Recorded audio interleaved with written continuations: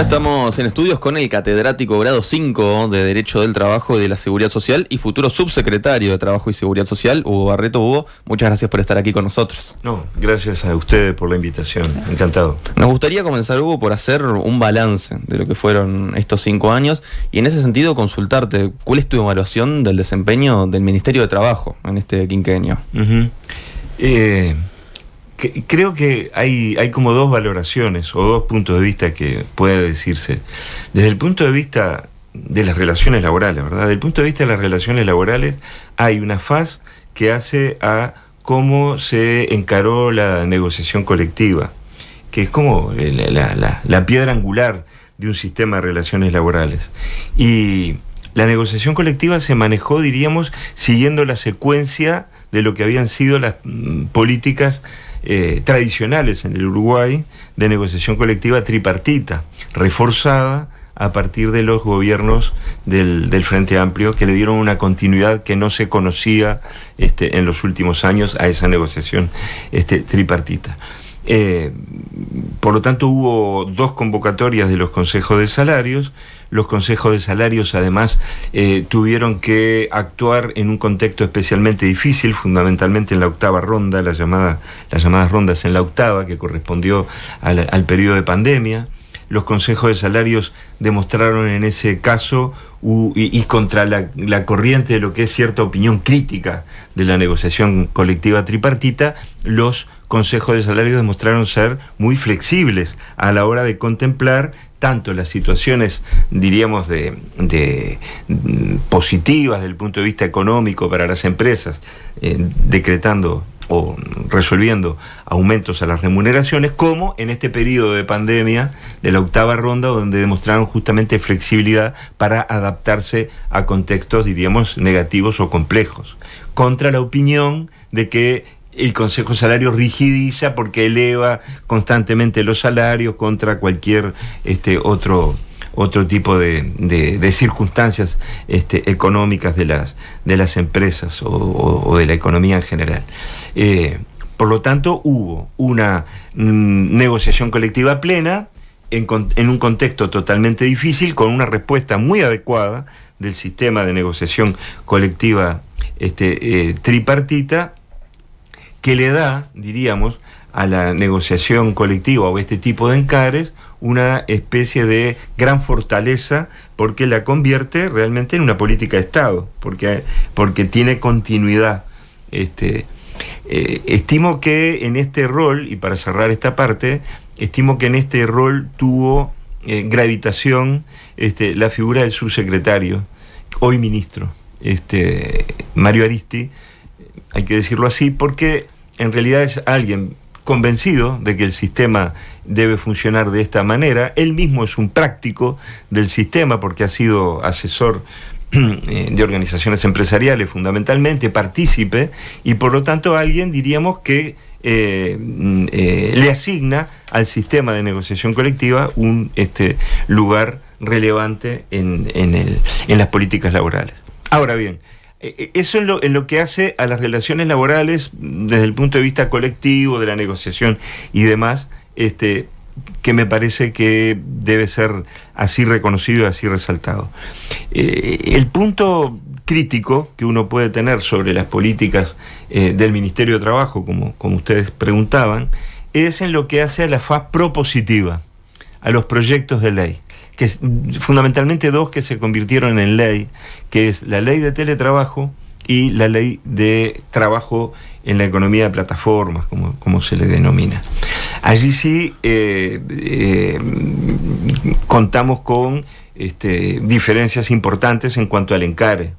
¿Por qué les digo esto? Porque ambas normas, la de teletrabajo y la de trabajo en plataformas, como ustedes saben, se adoptó pocos días antes del cese del periodo parlamentario. Sí, lo abordamos ayer acá en el programa, el tema. Perfecto.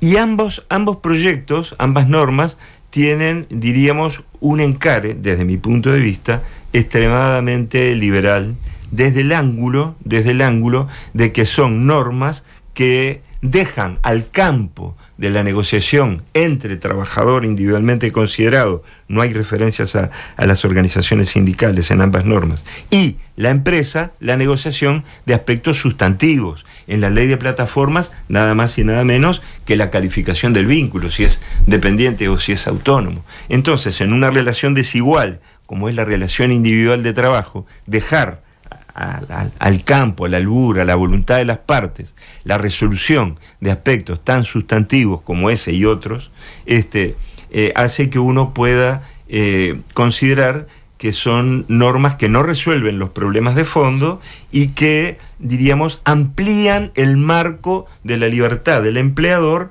en la relación de trabajo. Cosa que justamente el derecho del trabajo es un derecho, diríamos, dirigido a limitar esas libertades, porque son libertades que juegan en una relación desigual. Ahora, Hugo, vamos a poder profundizar en esto de cómo fueron los roles de empleadores y empleados, pero pensando en el balance que hace este gobierno, así como te preguntábamos a ti cuál era la evaluación, bueno, las actuales autoridades tienen una visión muy positiva de lo que fue, ¿no? El desarrollo del empleo, plantean que se crearon 111.000 puestos de trabajo, que subió el salario real, que bajó la informalidad. ¿Esta es la lectura que haces tú también? Diríamos, esa es una lectura, desde mi punto de vista, cuantitativa, que no hace a lo cualitativo de qué tipo de empleo se generó y cuáles son los problemas aún del empleo existente. Por ejemplo, en el caso que acabo de colocar del teletrabajo y del trabajo en plataformas, probablemente de esa manera se genera empleo. Pero el empleo que se genera puede llegar a ser precario, en la medida que en esas fórmulas contractuales, teletrabajo y trabajo en plataformas, los trabajadores y trabajadoras no cuenten con la totalidad, diríamos, de las normas protectoras del derecho del trabajo. Por ejemplo, la limitación de la jornada, nada más y nada menos. Entonces, hay que ver los aspectos cualitativos, qué tipo de empleo se genera a partir de estas normas que acabo de señalar en sus puntos críticos. Y más allá de estas normas, en términos generales, ¿cuál fue la calidad del empleo creado? Bueno, ustedes habrán visto la crítica que también se hace desde el Frente Amplio, desde este ministerio que va a asumir la semana que viene, a la problemática de los ingresos de las personas, el tema de los 25.000 pesistas, etcétera. O sea que probablemente el foco más fino debamos ponerlo no tanto en los aspectos cuantitativos, sino en los cualitativos. ¿Cuál es el empleo que nos deja, cuál es la calidad del empleo que nos deja la gestión del actual gobierno? Ahí el gobierno tiene una respuesta quizás muy simplista, pero que es, pero entre no tener empleo o tener empleos de salarios bajos, mejor tener empleo. No es la forma, ¿no? Porque hay el paradigma es que el del trabajo decente, no podemos colocar ese tipo de argumentaciones, porque las personas tienen derecho a la plenitud del trabajo, de su dignificación, de cumplir con su vocación, de tener una función social relevante, de identificarse con el trabajo. No es una buena política de empleo, diríamos, generar cualquier tipo de empleo. Bueno, y a esto de la calidad del empleo se le suma, según datos que se conocieron ayer, que subió un 0.7% el desempleo, si comparamos enero con diciembre del año pasado. Aparte de esto se repite, es nuevamente otro mes donde sube el desempleo. ¿Cómo recibís estos datos?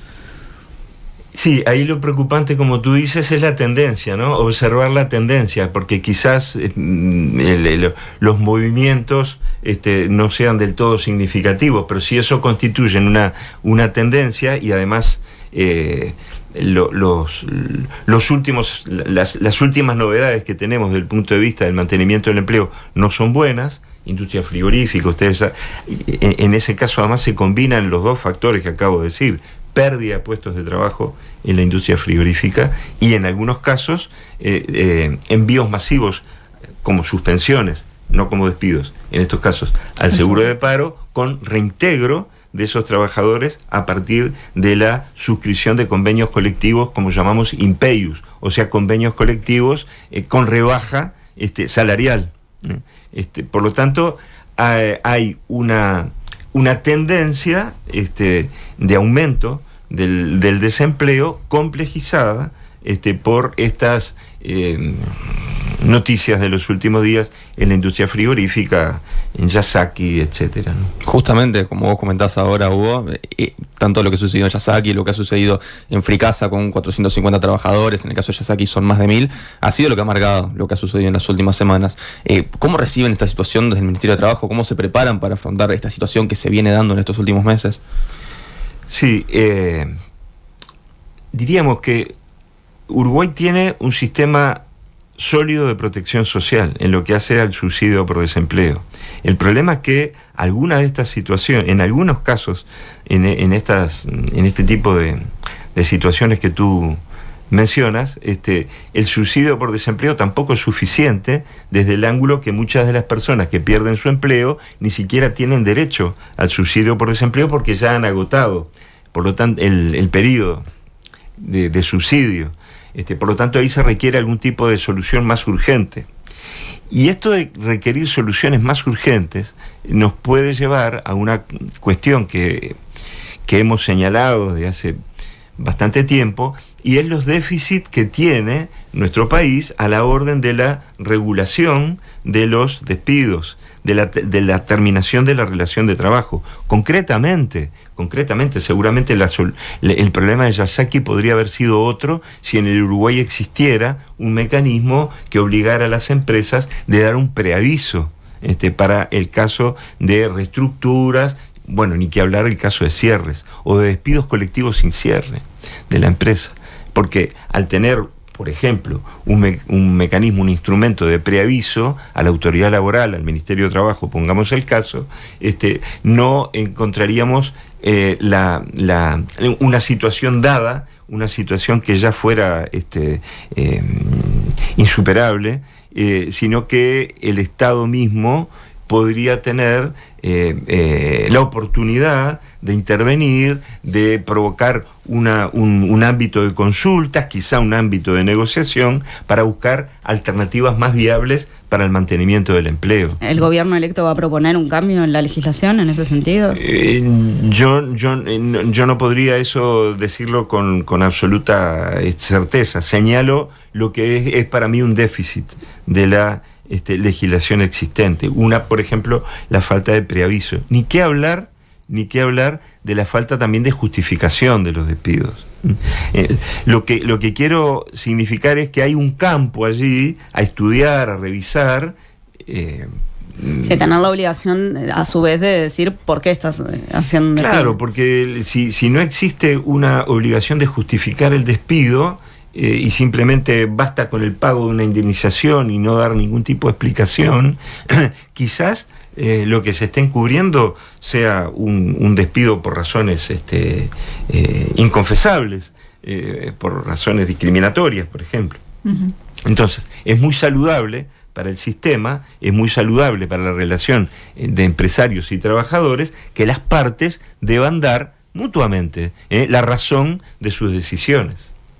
Y en el caso del despido, eso no ocurre.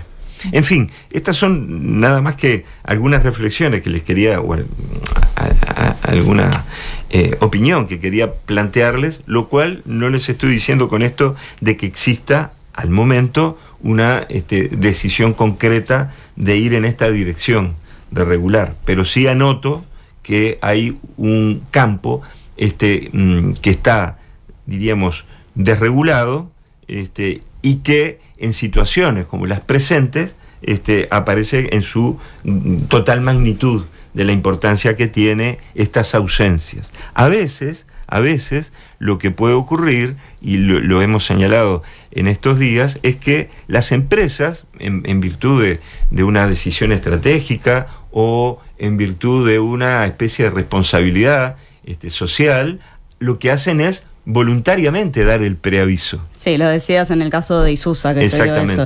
Exactamente. Yo quería en eso, en realidad la empresa Isusa ni siquiera la conozco, ¿verdad? Pero quiero decirles, sí señalar que es una buena práctica que las empresas pudieran dar la voz de alarma, la luz amarilla, como decíamos, para que puedan generarse alternativas saludables, reitero, para las relaciones laborales, para el mantenimiento del empleo y para el futuro mismo de la empresa, ¿no?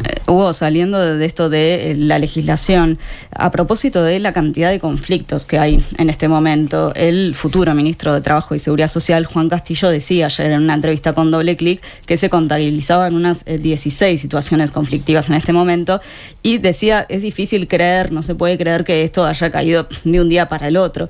En ese sentido, para ti, ¿hay algún tipo de correlación entre el cambio de gobierno y el momento en el que estas empresas eligen retirarse o generar despidos o enviar al seguro de paro? Yo no tengo una, diríamos, interpretación omnicomprensiva, como si esto obedeciera, diríamos, a un designio predeterminado y único. Uh-huh. Me parece que puede obedecer a distintas causas.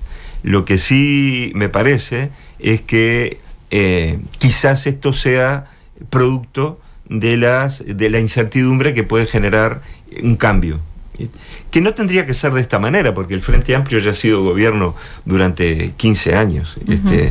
Entonces no debería esperarse ningún tipo de sobresaltos ni de sorpresas respecto de lo que han sido las políticas tradicionales, se esté de acuerdo o no, del Frente Amplio en materia social, en materia económica, etcétera. No parecería que eso fuera un problema, pero yo no podría descartar que en algunos casos eso pudiera pesar. No debería, reitero, porque Uruguay es un país de una gran estabilidad desde el punto de vista democrático, no tengo que decirlo, ¿verdad?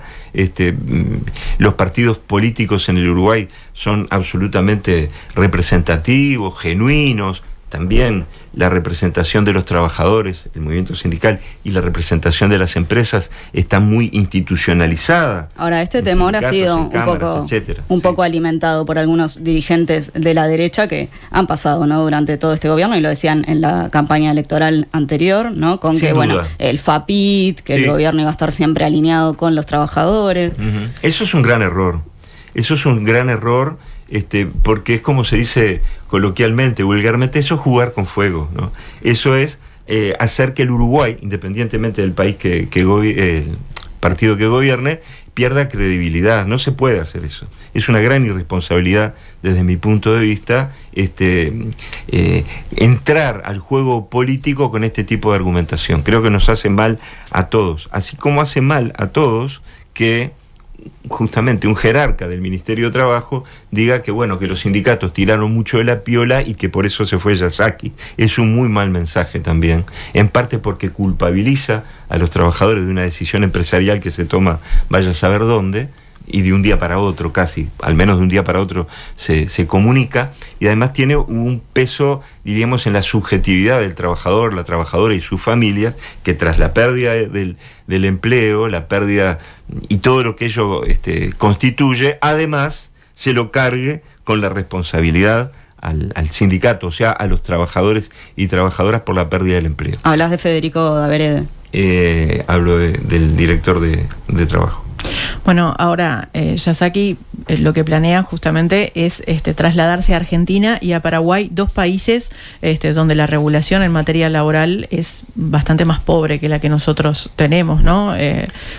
¿Cómo puede hacer el país, cómo puede hacer Uruguay para justamente retener a estas empresas, teniendo otros países de la región donde quizás el trabajo, la mano de obra tendría otras condiciones más beneficiosas para una empresa? Sí, hay un pequeño matiz, quiero señalar, ¿sí?, con la pregunta que me haces. Argentina tiene una legislación importante y sindicatos muy poderosos, ¿no? Sí. Lo que sí podemos achacarle a Argentina en este momento es una inestabilidad desde el punto de vista político. Basta ver lo que ocurre casi todos los días con con las manifestaciones de su presidente, ¿verdad? O sea que el caso argentino no iría tanto, de mi punto de vista, por la pobreza de su legislación social laboral, que no es de ese tipo, sino más bien con cierta inestabilidad. En el caso de Paraguay sí, allí sí yo comparto de que se trata de una normativa laboral que queda casi en el texto, que no se cumple. Allí en las redes sociales en estos días colocaba una resolución de la OIT del año pasado, de la conferencia del año pasado, donde se observa una vez más a Paraguay muy severamente por la casi ausencia de inspección del trabajo. Entonces imaginen ustedes un país sin inspección del trabajo, ¿dónde puede quedar el cumplimiento de la ley? Entonces, Uruguay tiene otras condiciones, es mucho más estable, tiene actores, como les decía, absolutamente confiables, podrás estar de acuerdo o no con ciertas posiciones que tengan, pero son muy representativos. Y eso es muy importante para una institucionalidad democrática, que existan partidos y que existan actores colectivos representativos de sus intereses, ¿verdad?, de sus ideologías, etcétera. Eso es absolutamente legítimo, pero lo importante es tenerlo, porque eso le da estabilidad a un sistema. Uruguay puede ofrecer eso y puede ofrecer otras cosas. Tiene, pese también a un discurso prevalente en torno a los déficits de la educación y demás, algunos trabajos en orden o estudios en orden a la productividad señalan de que los trabajadores y trabajadoras uruguayas tienen una formación significativa, que hay que mejorar, que hay que trabajar mucho en ese aspecto. Se cuenta además con el INEFOP, que es un organismo que quizás no esté suficientemente aprovechado, pero bueno, tiene fondos suficientes como ¿No se aprovechó ahora en este periodo o ya venía desaprovechado?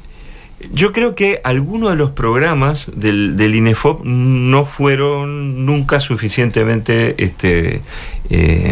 transitados. Por ejemplo, los programas o las posibilidades de trabajar en la formación profesional de trabajadores y trabajadoras en actividad. Hay otro tema sobre el que nos gustaría consultarte, Hugo, ya que en este periodo de gobierno se aprobó la Ley de Urgente Consideración, que establece algunas modificaciones a las medidas sindicales que podían tomarse hasta entonces. Para empezar, por ejemplo, se establece que el Estado garantiza el ejercicio pacífico del derecho a la huelga, el derecho de los no huelguistas a acceder y trabajar en los respectivos establecimientos y el derecho a la dirección de las empresas a ingresar a las instalaciones libremente. ¿Algo de este artículo se va a modificar? Si me permiten, tengo que dar una brevísima explicación del origen de ese artículo, muy breve, pero es necesario contextualizarlo.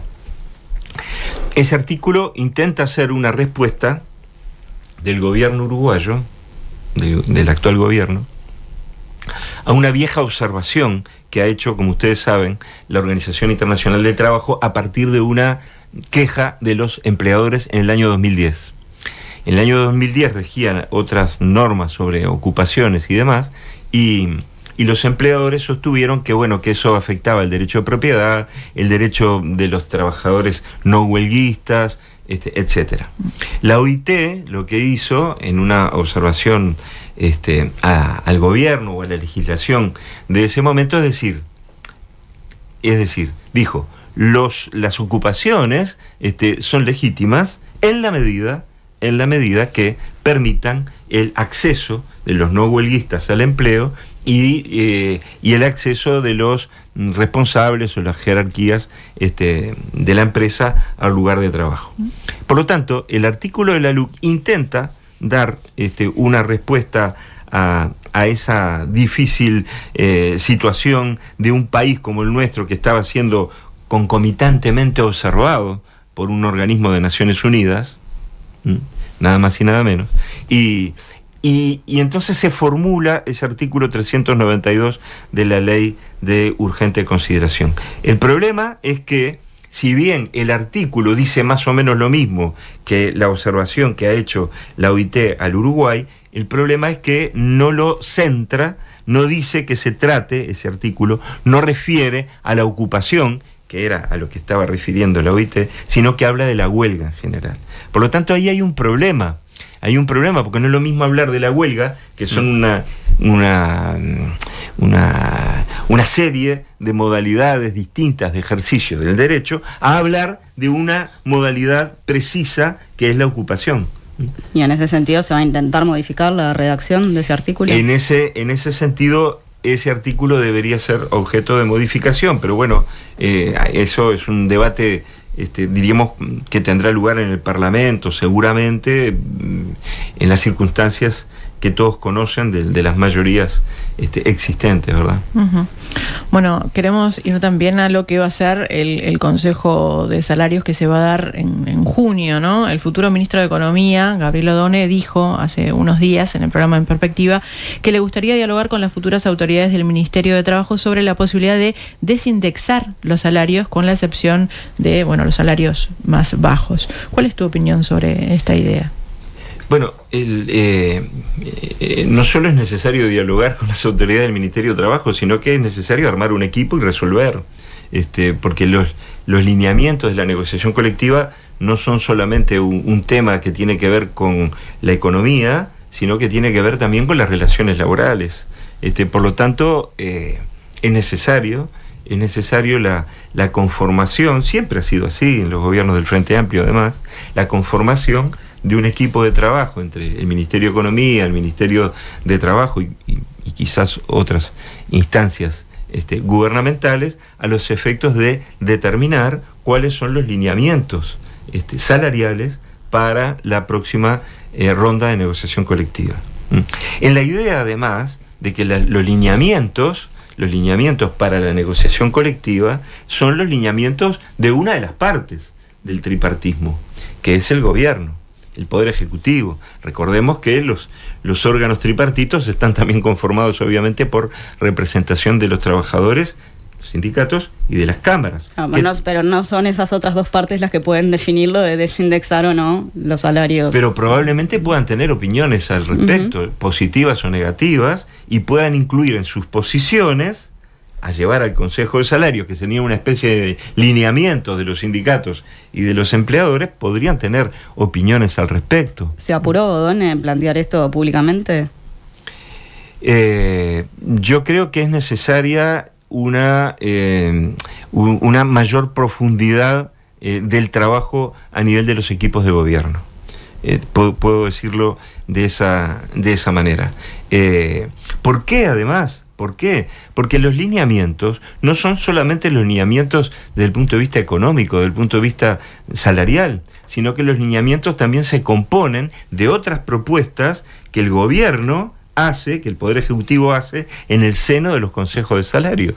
Porque si ustedes van a cuáles fueron los lineamientos fundamentalmente durante los gobiernos del Frente Amplio, se van a encontrar con que había lineamientos en materia de aumentos salariales, diferenciales muchas veces, etcétera, pero también había lineamientos para dar, diríamos, sugerencias a las partes en materia de igualdad de género, en materia salarial, propuestas en lo que tiene que ver con... sí, siempre son varios temas los que están sobre la mesa. Formación profesional, comisiones bipartitas para arbitrar conflictos. Ahora, Hugo, concretamente sobre este punto, tú como futuro subsecretario, ¿coincidís con esta idea?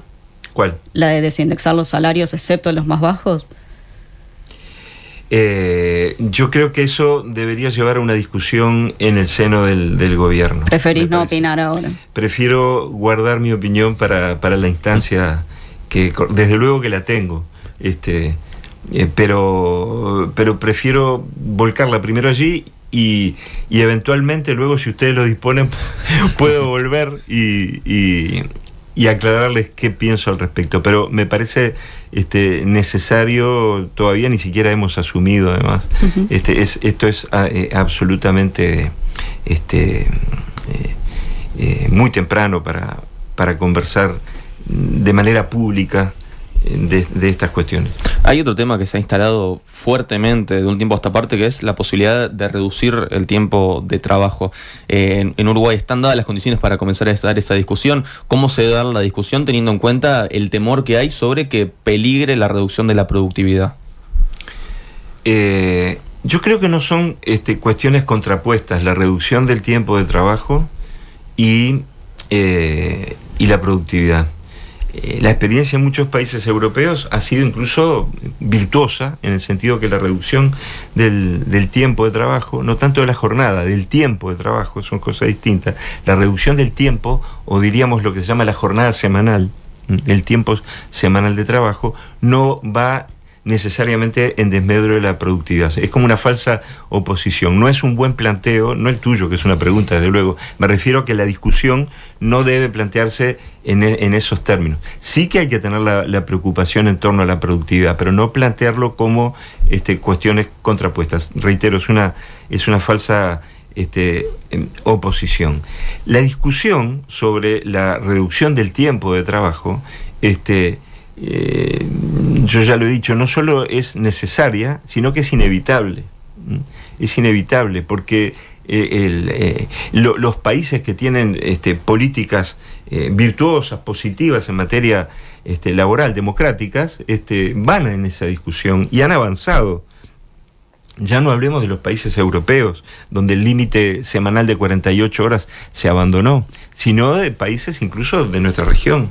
Como ustedes saben, Chile, Colombia, etcétera, se está en procesos paulatinos de reducción de la jornada. Y en esto hay que tener en cuenta un elemento muy importante, y es que desde el año 1919, internacionalmente, a partir del primer convenio de la OIT, el convenio número 1, el límite semanal es 48 horas. Y Uruguay está en 48 horas. Quiere decir que Uruguay está en el límite máximo de trabajo, cuando la tendencia es la reducción del tiempo de trabajo. Y hay buenas razones para que, no solamente razones en que hace a la salud y al desarrollo personal y familiar de la gente, que pueda contar con mayores márgenes de libertad, porque acá también viene la libertad, ¿verdad? En estos últimos años se manejó un concepto de libertad un tanto unilateral, ¿verdad? Pero la libertad también se gana a partir de la reducción de la jornada. ¿Qué querés decir con unilateral? Bueno, porque vuelvo a la cuestión original. Se ha entendido que las personas son libres a la hora de negociar sus condiciones de trabajo individualmente con el empleador. Y que el grado mayor de libertad está dado por la pérdida de derechos, o sea, por el trabajo autónomo. Cuanto más autónomo se es, más libre, y yo diría cuanto más autónomo se es, sobre todo en las relaciones de dependencia económica, menos derechos se tienen. Entonces, el grado sí, para hablar, diríamos yo, desde mi punto de vista en serio de la libertad, es, por ejemplo, encarar, diríamos, convencidamente procesos y mediante diálogo social y negociación, desde luego, de reducción de la jornada. Mayor tiempo disponible para las personas. Porque en definitiva, si de algo contamos las personas en esta vida, es de tiempo. Podemos contar de muchas cuestiones materiales, pero en última instancia lo fundamental es el tiempo, ¿no? Hay una poesía de Liber Falco que decía que es la moneda del pobre.